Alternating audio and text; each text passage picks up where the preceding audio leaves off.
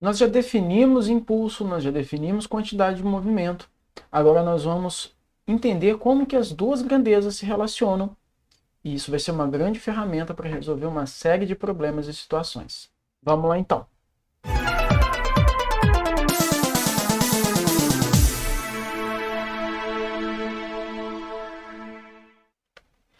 Olá, meu caro estudante, seja muito bem-vindo. Eu sou o Guilherme, sou professor de Física e a gente vai continuar o nosso estudo dos movimentos falando sobre impulso e quantidade de movimento. Na última aula, nós já comentamos detalhadamente, definimos o que é impulso, definimos o que é quantidade de movimento, resolvemos alguns exemplos de aplicação dessas duas grandezas separadamente. Agora a gente vai ver um teorema que une esses dois conceitos e vamos ver uma aplicação, uma situação, um exemplo de aplicação desse teorema, tá certo? Antes da gente começar, antes da gente iniciar de fato as nossas discussões, eu gostaria de lembrar que todo o conteúdo que eu estou falando aqui, todo esse material que você está vendo aqui na aula de hoje está disponível através do link que está na descrição desse vídeo, tá certo? Então fica à vontade, quer acompanhar, só clicar que você vai acessar isso em detalhes, tá certo? E esse material, esse conteúdo, ele está presente na ementa do primeiro ano do ensino médio. Então você que vai fazer PISM, você que está no primeiro ano do ensino médio, essa abordagem é específica para esse tipo de aplicação. Beleza? Muito bem, vamos lá então. Vamos primeiro recapitular o que nós falamos na aula anterior a respeito de impulso e quantidade de movimento. Primeiro de tudo, que impulso é uma grandeza que depende de duas outras. O impulso vai depender da força aplicada em um corpo e vai depender também do tempo de aplicação. Então, quando a gente pensa em impulso, a gente pensa em uma força que está sendo aplicada em um determinado intervalo de tempo. Só uma observação, intuitivamente, a gente costuma pensar em impulso como alguma coisa muito rápida. Então, por exemplo, imagina um nadador no início, né, no início de uma competição. Disparou a largada, ele toma um impulso, né, ele empurra a plataforma para trás e ele é impulsionado para frente. Esse tempo de contato é curto, tá certo? Você pensar no jogador de futebol cobrando uma falta, o chute que ele dá na bola, o tempo de contato do pé dele com a bola é pequeno. Tá? Mas o impulso não precisa ser no intervalo curto, pode ser no intervalo longo também. Tá? Você empurrando um carrinho de supermercado, por exemplo, você está aplicando um impulso nesse carrinho, muito embora não seja um impulso por um intervalo de tempo curto. Tá? Então, só para deixar isso claro. Muito bem, e a quantidade de movimento? Como que a gente mede a quantidade de movimento de um corpo? Para fazer essa medida, a gente precisa conhecer a massa do corpo, ou seja, quanto de matéria que ele possui. Tá? Lembrando que a massa do corpo é medida em quilogramas, tá, gente? Massa do corpo é que é medida em quilogramas, beleza? Não confundir com peso, tá? Peso é outra coisa, peso é o resultado da força gravitacional atuando sobre ele, tá? Então, para saber a quantidade de movimento, a gente precisa saber da massa, e a gente precisa conhecer também uma outra grandeza, que é a sua velocidade. Então, para saber o impulso, a gente precisa da força aplicada e do tempo de aplicação. Para saber a quantidade de movimento, a gente precisa da massa e da velocidade que esse cara possui. Tá? Essas duas grandezas são vetores, ou seja, precisam de valor, direção e sentido para ser bem caracterizadas. Tá? Então, vamos adiante. Vamos pensar no que eu estou chamando de impulso da força resultante. Então, já vimos que impulso depende de uma força e depende do tempo de aplicação dessa força. Eu vou calcular o impulso da força resultante. O que eu quero dizer com isso? Quero dizer o seguinte. Imagina que eu tenho aqui, numa superfície horizontal, então eu tenho uma mesa, eu tenho uma esteira, eu tenho, sei lá, um balcão, qualquer coisa parecida, tá? Então imagina que eu tenho no chão um caixote, tá? E esse caixote vai ser empurrado através dessa superfície até chegar num ponto B lá na frente, tá bom? Essa é a ideia. Inicialmente, o caixote está parado, velocidade inicial dele igual a zero, tá? Então vamos olhar aqui essa figura com bastante cuidado. Da esquerda para a direita tem uma linha horizontal, iniciando com um ponto A, tá? Sobre o ponto A, representando o meu ponto inicial, eu tenho o meu caixote parado, tá? Ele está sendo impulsionado por uma força aqui para a direita, tá? E lá no lado, na outra extremidade do meu desenho, eu tenho um ponto B, representando o ponto final, e o meu caixote continua impulsionado pela mesma força, e ele visivelmente aqui possui uma velocidade diferente. Vou indicar que na posição final ele possui uma velocidade b, que é diferente de zero, e vou representar essa velocidade, inclusive, por uma setinha aqui, né? Por um vetor, indicando que a velocidade b é diferente de zero. Aliás, vou apagar esse diferente de zero, simplesmente vou dizer um VB aqui. Muito bem, essa é a situação. Qual que é a diferença dessa situação para as situações anteriores? Essa força F que eu estou representando em vermelho representa o resultado da ação de todas as forças sobre esse objeto. Então eu não vou representar aqui o peso, a normal, eventuais forças de atrito, não vou representar nada disso. Eu vou representar o resultado de todas elas em conjunto, ou seja, a força resultante. Então, essa força representada em vermelho aqui, ó, está representando a força resultante, o resultado da ação de todas elas em conjunto.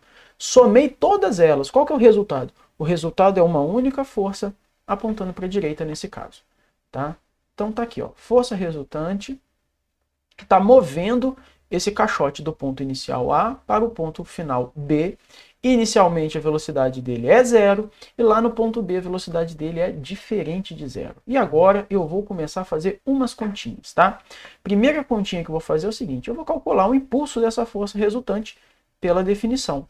Como que eu faço isso mesmo? Impulso é o produto da força vezes o intervalo de tempo de aplicação. Só que nesse caso a minha força é a força resultante. Então a única coisa que eu vou colocar aqui, ó, eu vou indicar que é a força resultante das forças que está aqui dentro. Certo? Bem, agora dá uma olhadinha. Eu vou pegar essa força resultante que eu escrevi aqui, vou pegar esse carinha aqui e vou reescrever ela aqui, ó, separadamente, ó. Força resultante. Lembra da segunda lei de Newton? Pois é. O que a segunda lei de Newton falava sobre a resultante das forças que atuam num corpo?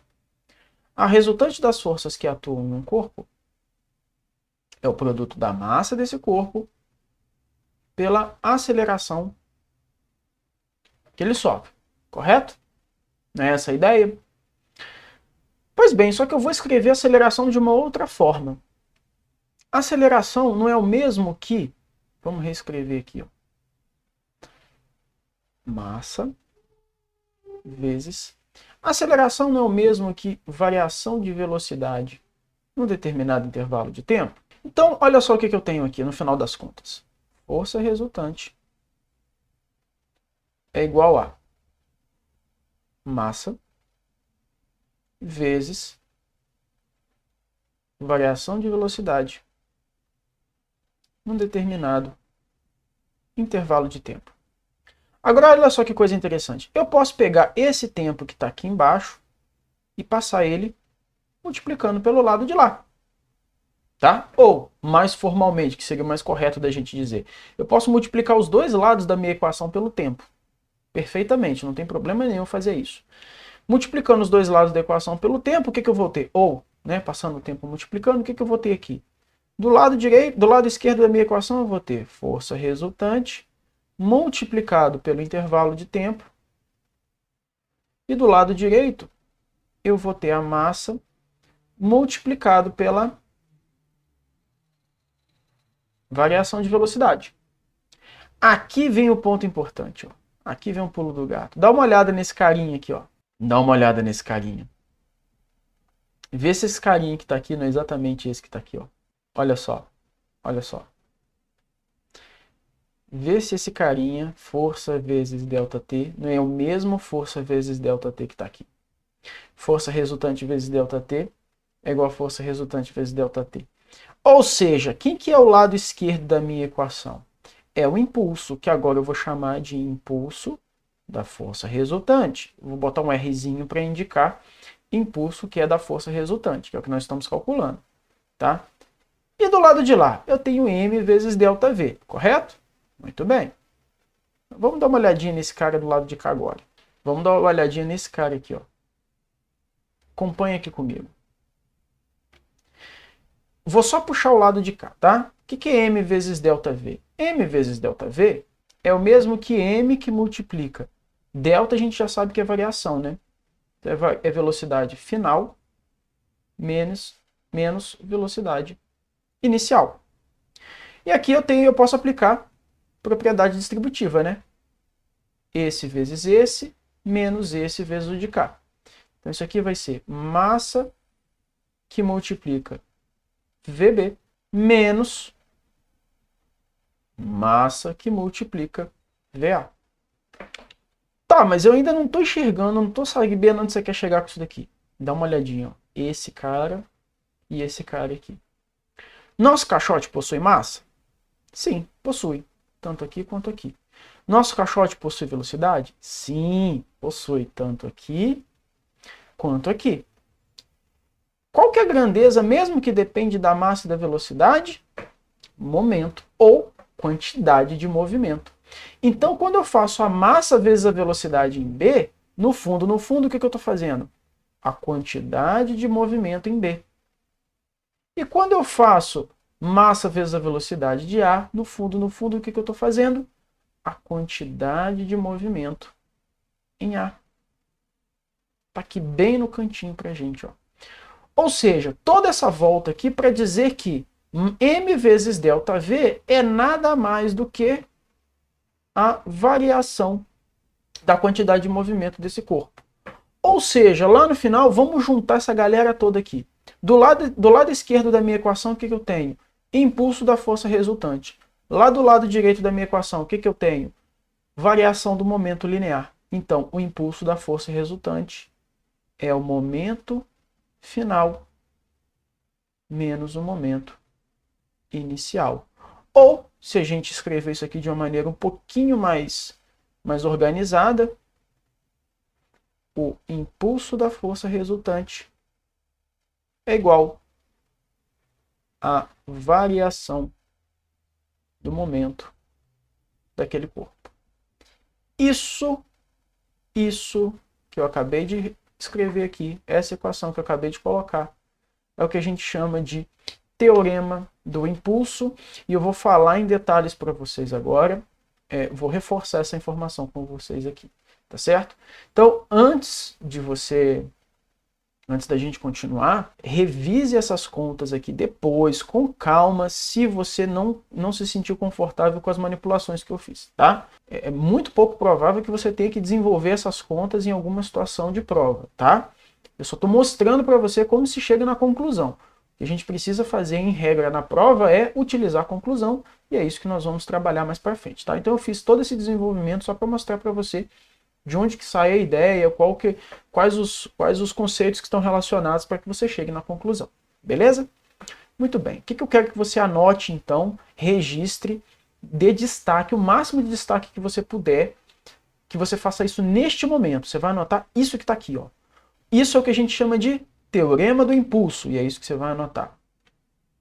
O impulso da força resultante, muito importante, tá?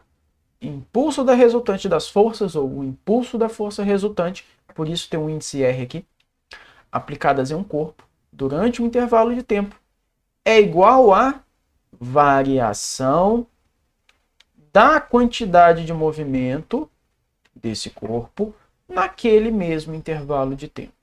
Tá? Repetindo, o impulso da resultante das forças aplicadas em um corpo durante um intervalo de tempo é igual a variação da quantidade de movimento. Impulso da força resultante, quem que é? É o I com o índice R aqui, ó. Quem que é a variação da quantidade de movimento? Estou representando aqui embaixo, ó. É o delta Q, tá? Então, o IR, I com o índice R, é igual ao delta Q. Isso daqui é extremamente importante e a gente vai utilizar bastante nos próximos contextos, vocês vão ver isso. Beleza? Muito bem, vamos resolver um exemplo agora que ele é enorme. Na verdade, ele pede muitas coisas e depois que a gente vê como é que resolve, vê que ele não é tão grande assim, nem é tão complicado de fazer. Mas vamos lá, é um exemplo bem completo. Uma bola de tênis de massa 100 gramas, inicialmente a 30 metros por segundo. Então, bom que ele já deu a velocidade aqui em metros por segundo, né? Facilita um pouco a nossa vida. É rebatida por um jogador, passando a se mover na... Isso aqui é extremamente importante, ó. Vou dar destaque aqui, ó. Passando a se mover na mesma direção e sentido contrário. Vou até pegar canetinha aqui, ó. Na mesma direção e sentido contrário. Isso aqui é muito importante. Com 30 metros por segundo. Alguém poderia falar o seguinte: tá, beleza, a bola foi rebatida, mas a velocidade é igual? Como é que você rebate uma bola e a velocidade é a mesma? Ué, se você rebateu a bolinha, ela começou a se movimentar no sentido inverso. Então, se ela estava vindo para cá, ó, e você rebateu, ela não pode continuar indo para cá. Só se ela furou a raquete, né? Se ela não furou a raquete, o cara rebateu, a bolinha tem que começar a se movimentar para o lado contrário. Então, ela vinha com 30 metros por segundo, raquetada, 30 metros por segundo para o outro lado. Visualizou? Beleza, depois nós vamos fazer um desenho e vamos ver quais as implicações disso, tá? Muito bem, letra A pergunta assim. Aí vem uma pergunta, né? Determine, letra A, a quantidade de movimento inicial, então vamos lá, quantidade de movimento inicial da bola, quantidade de movimento final da bola, variação da quantidade de movimento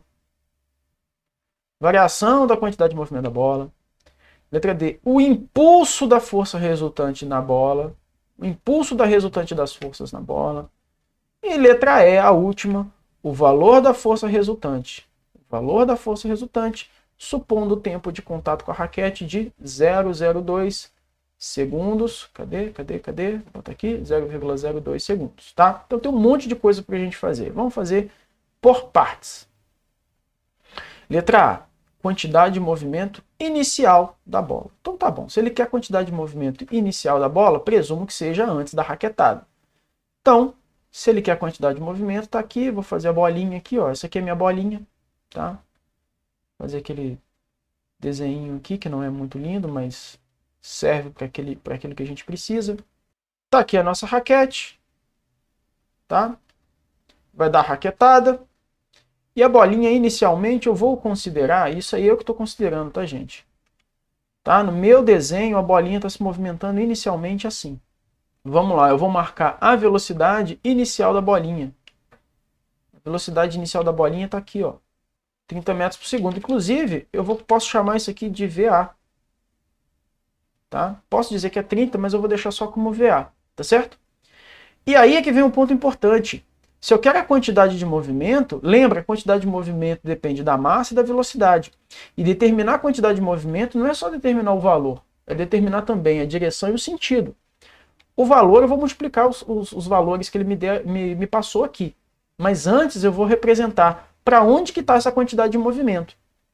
Se a bolinha está se movimentando para a direita, lembra que a quantidade de movimento está na mesma direção e no mesmo sentido. Então, o que é antes da raquetada, está aqui, ó. O QA está aqui. Muito bem, eu já sei que a quantidade de movimento inicial está aqui, eu só preciso calcular o valor agora. Então, vamos lá. Quantidade de movimento é igual a massa vezes a velocidade. Anotando os valores, a massa a gente sabe que são 100 gramas e a velocidade 30 metros por segundo. Se não te chamou a atenção ainda, eu te chamo. A massa está em gramas. Não podemos fazer o cálculo com esse sistema de unidades, devemos passar isso para quilogramas. Para passar isso aqui para quilogramas, basta você dividir por 1000, ou, se você preferir, você multiplica por 10 elevado a menos 3, então vai ser... Esse aqui vai ser 100 dividido por 1000, vai dar 0,1 quilogramas. Agora a gente pode fazer o cálculo. Então, o que é o momento antes? Qual a quantidade de movimento inicial da nossa bolinha? 0,1 vezes 30.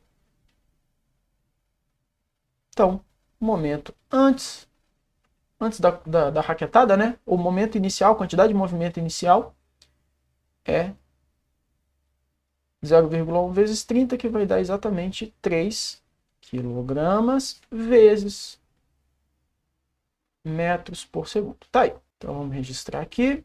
Então o momento antes tem valor 3 kg vezes metros por segundo. Ele está na horizontal e para a direita de acordo com o nosso desenho. Acho que até aqui nenhum problema, né? Vamos para a letra B. a quantidade de movimento final da bolinha. Tá? Então, vamos para o desenho. Muito bem, então está aqui uma representação depois da raquetada. Lembrando que depois eu estou usando o índice B para indicar, tá? Então está aqui a minha bolinha, está aqui minha raquete depois da raquetada. Eu fiz uns traçozinhos aqui para indicar que a bolinha está se movimentando agora na esquerda. Então a velocidade B está indicada para a esquerda. Se a velocidade está para a esquerda, o momento final também está na horizontal e para a esquerda. Lembrando que eu sei que ela está na horizontal também, porque ele me disse que no enunciado, olha só, passando a se mover na mesma direção. Então, se a direção era horizontal na vinda, no início, depois da raquetada tem que ser na horizontal também, só que para o outro lado, sentido contrário. Então, está aqui, horizontal para o outro lado também, tá certo? E agora a gente vai determinar o valor, tá?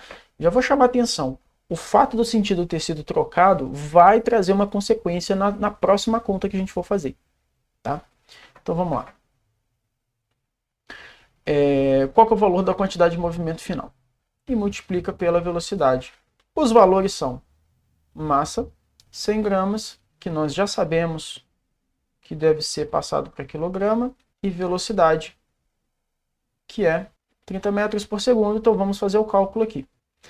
Então vai ser 0,1 vezes 30. Isso aqui vai dar 3 kg vezes metros por segundo. Que, se você observar bem, é exatamente o valor que a gente encontrou na letra A. Vamos lá. 3 kg vezes metro por segundo. 3 kg vezes metros por segundo. Onde está a diferença? No valor? Não, não está no valor.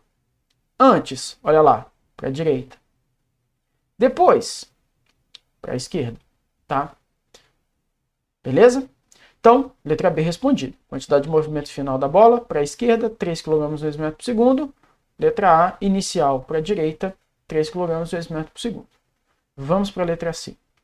A variação, é isso que ele quer agora, a variação da quantidade de movimento da bola. Aqui vem um ponto importante que muita gente confunde, muita gente se enrola na hora de fazer esse cálculo, tá? O que é a variação da quantidade de movimento? Vou colocar aqui no cantinho, assim. Aliás, aqui, né? O que é a variação da quantidade de movimento? E isso é um vetor, e é por isso que essa setinha precisa ser colocada aqui. É a quantidade de movimento final, que no meu caso aqui eu chamei de B, menos a quantidade de movimento inicial, que nesse caso eu chamei de A. Certo? Tá, e como é que a gente faz isso? Como é que a gente subtrai esse cara? Para resolver essa situação, eu vou fazer um desenho aqui e vou tentar passar para vocês uma forma que eu acho que é mais interessante de enxergar o problema. O que eu vou fazer? Tá aqui a linha de movimento da bolinha, tá certo? Aí vai ter uma raquete aqui que ela vai bater e vai voltar. O que é imprescindível nesse tipo de situação? Você escolher um lado e dizer que é positivo. Qualquer um deles. Seja para a direita, seja para a esquerda. Nesse caso, eu vou escolher para a esquerda positivo. Por quê? Porque sim. Não tem nenhuma razão especial para isso. Você pode escolher para a direita, você pode escolher para a esquerda. Tá? Eu vou escolher para a esquerda. O que eu vou representar agora? O momento antes, meu QA. Não estou preocupado com o módulo, tá, gente? Só estou preocupado com a representação gráfica mesmo. E vou representar o meu QB, que é o depois. Tá certo? Então, por que eu estou falando isso? Por que eu estou falando essa questão de colocar aqui orientação e tudo mais? Porque veja a conta que eu tenho que fazer. Para calcular a variação da quantidade de movimento dessa bola, eu preciso saber o momento, preciso fazer o momento final menos o momento inicial. Quantidade de movimento, né? Eu preciso pegar a quantidade de movimento final menos a quantidade de movimento inicial. E sem fazer esse desenho vai ficar muito mais complicado de enxergar. O que eu posso fazer? O que eu ganho de vantagem? Ou como que eu posso resolver utilizando essa estratégia aqui? Você vai fazer o seguinte. Se eu quero a variação da quantidade de movimento, né? Se eu quero o valor que eu vou fazer o cálculo aqui, o que eu vou fazer? Quem estiver apontando para o lado que eu disse que é positivo, e aqui eu escolhi o sinal positivo para a esquerda, O cara que estiver apontando para o mesmo lado que eu disse que é positivo, vai entrar na minha conta com sinal positivo. Quem estiver apontando para o lado contrário, vai entrar na minha conta com sinal negativo. Tá? Então, como que eu vou fazer essa conta aqui agora? Essa conta vai ficar QB, sinal positivo, menos o QA, que está apontando no sentido negativo. Então, olha lá. QA aponta ao contrário do que diz que é positivo. Então, ele entra com sinal negativo na minha conta. Menos QA. Tá certo? Repetindo. Escolha um lado para ser positivo. Eu escolhi, é escolha, tá?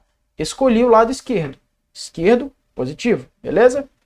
Aponta para o lado positivo, sinal positivo na minha conta. Aponta para o lado contrário, sinal negativo na minha conta. Ah, de onde veio esse outro menos que tem aqui? Da definição da variação da quantidade de movimento. Tá? Não confundir.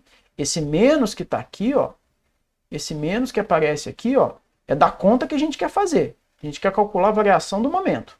Esse menos é da conta. Esse menos que está aqui dentro é da orientação que eu escolhi. Agora, como é que eu faço o meu cálculo? Agora eu substituo os valores. Δq, então, vai ficar QB, que é 3, menos QA, que também é 3. Já vimos. Menos com menos dá mais. 3 mais 3, que dá 6 quilogramas vezes metros por segundo. Entendido? Tá? A parte mais complicada, a parte mais enjoada é essa. Tá? Eu acho que fazer o cálculo do momento inicial é simples, fazer o cálculo do momento final é simples. Tá? Fazer a conta da variação talvez dê um pouco de confusão. Mas basta você lembrar dessa estratégia aqui. Ó. Escolhe um sentido, escolhe uma orientação, tá certo? Quem estiver apontando para o sinal que você disse que é positivo, entra com sinal positivo na sua conta, tá certo? Aqui vai um adendo, tá? Para quem às vezes está procurando uma explicação um pouquinho mais aprofundada, a lógica é você fazer esse vetor QB menos o vetor QA, e aqui, né, de forma mais rápida, né, falando de forma mais rápida, fazer QB menos QA é a mesma coisa que você somar com o oposto de QA. Tá? Então teria que fazer alguma coisa mais ou menos assim. O QB está para cá, o QA aponta para a direita. O oposto do QA, o menos QA, tem que apontar para a direita, tem que apontar para a esquerda. E aí, o ΔQ, que eu vou fazer de verde aqui embaixo, ó, seria esse vetor todo aqui. Ó. O ΔQ é esse vetor todo aqui, tá certo? Então, se isso aqui é uma explicação um pouquinho mais aprofundada, essa segunda explicação ela é mais completa, e você está procurando o módulo dele, é só você pegar o valor desse cara, que é somar os dois. Então você vai chegar a 6 kg vezes metro por segundo. Se você quer uma estratégia um pouco mais direta, não precisar ficar desenhando tanto assim, usa essa estratégia de escolher um dos lados para ser o positivo. Quem aponta para o lado positivo entra com sinal positivo na conta, quem tiver para o lado contrário entra com sinal negativo. Tá certo? Então, conclusões que a gente chega aqui. Conclusão que a gente chega aqui, a variação da quantidade de movimento da bola é 6 kg vezes metro por segundo, e essa variação acontece no sentido da direita para a esquerda, supondo que a raquetada também acontece da direita para a esquerda, o que é de se esperar, já que a raquete vai impulsionar a bolinha para fazer o movimento contrário. Então ela tem que ter aplicado uma força no sentido inverso do movimento dela. Beleza? Vamos então para a letra D. O impulso da resultante das forças sobre a bola. Bom, eu vou até escrever aqui, ó, deixa eu duplicar aqui rapidinho. Se ele quer o impulso da força resultante, aqui não precisa nem ir muito longe, não. Aqui a gente vai aplicar direto o teorema do impulso. Aqui a gente não precisa nem ir longe, não. Já aplica direto o teorema do impulso. O impulso da força resultante é o quê? É exatamente a mesma coisa que a variação do momento. Se a variação do momento está aqui, ó, na horizontal para a esquerda, eu já posso dizer que o impulso da força resultante está para cá também. Ó. Vou marcá-la aqui. Ó. Impulso da força resultante está aqui. Mas ele não quer que eu calcule só isso, né? Que eu diga só no desenho, né? Ele quer que eu determine o valor. E o valor a gente já sabe, está aqui. Impulso da força resultante sendo igual à variação do momento é 6 kg vezes metro por segundo. Pode ser que você esteja se perguntando o seguinte: pô, mas o impulso não é dado em newton vezes segundos? E você agora está falando que a unidade é 6 kg vezes metro por segundo? Pois é, mas elas são exatamente equivalentes. São duas unidades de medidas que são exatamente equivalentes. Se você destrinchar o newton como sendo quilograma vezes metro por segundo ao quadrado, né? E você fizer essa conta, né, destrinchar isso aí, fazendo o cálculo do impulso, você vai chegar à conclusão que 1 newton vezes segundo é exatamente a mesma coisa que 1 kg vezes metro por segundo. Tá? Então, são unidades equivalentes, tanto faz você utilizar quilograma vezes metro por segundo, quanto newton vezes segundo. Beleza? E, finalmente, determine o valor da força resultante. Qual que é o valor da força resultante que está atuando sobre a bolinha, supondo o tempo de contato exatamente 0,02 segundos. Muito bem, como é que a gente resolve esse problema então?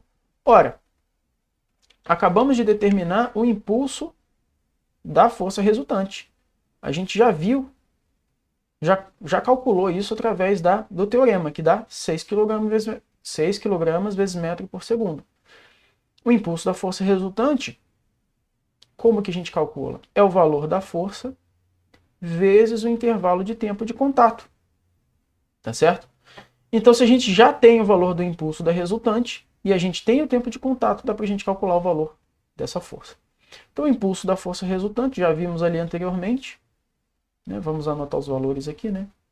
Impulso da resultante é 6 kg metros por segundo. E a gente sabe que o tempo de contato é 0,02 segundos. Então veja, está tudo no sistema internacional, então em termos de unidades está tudo ok, basta a gente fazer a conta agora. Então vai ficar 6 é igual a força resultante, que multiplica o tempo, que é 0,02. Então, força resultante é 6 divididos por 0,02. Você pode usar qualquer estratégia aqui para resolver essa conta, né? A que eu acho mais interessante é multiplicar em cima e embaixo por 100. Vai dar 600 divididos por 2. Isso aqui vai dar 300 newtons ao valor da força resultante que está atuando sobre a raquete. Tá certo? Aliás, da raquete sobre a bolinha. Só uma observação interessante, caso você não tenha reparado, volta no segundo exemplo, no primeiro exemplo que nós resolvemos a respeito de impulso, tá? Na aula anterior, o primeiro exemplo que eu resolvi é exatamente esse exemplo aqui, tá? Então o que eu quero mostrar com isso é que é um exemplo um pouco mais complexo. Na verdade não é um exemplo mais complexo, ele é um exemplo um pouco mais completo, ele é mais longo, a gente pode fazer mais abordagens na situação que foi imposta, tá certo? Na situação que foi colocada para nós aqui. Mas vocês percebem que as contas em si não são complicadas, tá? A parte mais complicada é a questão da análise, por isso que você tem que ficar ligado na análise da direção e do sentido, da quantidade de movimento e do impulso, tá? Isso vai fazer toda a diferença na hora de você fazer o cálculo de forma correta, de forma adequada. Já adianto, não é trivial de você enxergar isso. Você vai enxergar essas coisas à medida que você vai praticando, que você vai resolvendo outros exercícios, tá certo? Então, eu mostrei aqui em um caso, tentei pegar um caso mais completo, mas o que vai aparecer não vai fugir muito disso não. Muito bem, para a gente encerrar a aula mais uma vez, eu sugiro que você faça essa atividade muito simples, faz agora, nesse momento, você que chegou aqui até o final, explica em uma frase, escreve no seu caderno, tá? Depois do seu material de estudos aí, nas últimas linhas, uma frase, um conceito, uma ideia que mais te marcou nessa aula de hoje, tá? Se você quiser compartilhar essa ideia conosco, fique à vontade, escreva nos comentários também, tá? Mas faça no seu caderno, registre essa informação, não deixa para depois, faz isso agora, vai te ajudar muito a assimilar as ideias que a gente abordou durante a aula de hoje, certo? Então é isso, eu espero ter ajudado, um forte abraço e cuide-se bem.